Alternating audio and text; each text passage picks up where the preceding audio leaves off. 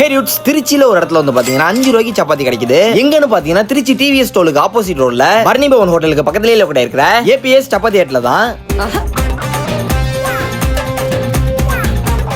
Hi guys, நாங்கள் 3 பேர் MBA பண்ணிகிட்டு இருக்கோம். பார்ட் டைமாக இந்த கடையை நாங்கள் ரன் பண்ணுறோம். எங்கள் கடையில் ஹைலைட் என்னன்னு பார்த்தீங்கன்னா 5 ரூபா சப்பாத்தி.